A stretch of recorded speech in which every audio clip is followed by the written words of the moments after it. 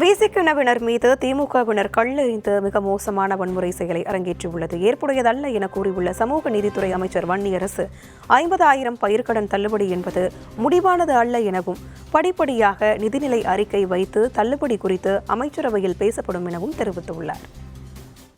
திமுக தோழர்கள் கல்லெடுத்து எறிந்து மிக மோசமான ஒரு வன்முறை செயலை அரங்கேற்றியிருக்கிறார்கள். இது ஏற்புடையதல்ல.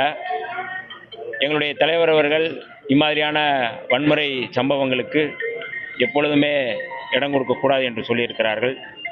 நாங்கள் திமுகவை இன்றும் நேசிக்கக்கூடியவர்கள். கடந்த 5 ஆண்டுகள் அவர்களோடு பயணப்பட்டோம். 5 ஆண்டுகள் மட்டுமல்ல, அதற்கு முன்பும் பயணப்பட்டோம்.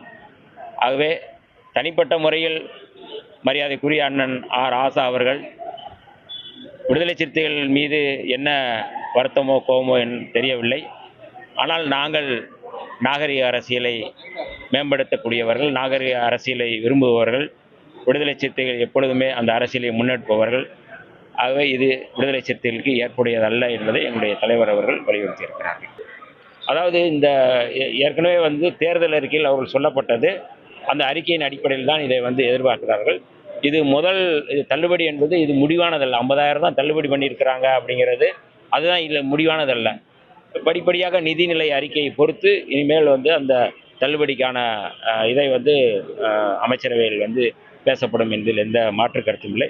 ஆகவே இது 50,000 இதோடு முடிஞ்சு வச்சு அப்படிங்கிறதெல்லாம் இல்லை. இதுதான் இன்னைக்கு இந்த 50,000 தள்ளுபடி பண்ணதிலிருந்து சொல்லப்பட்ட செய்தி.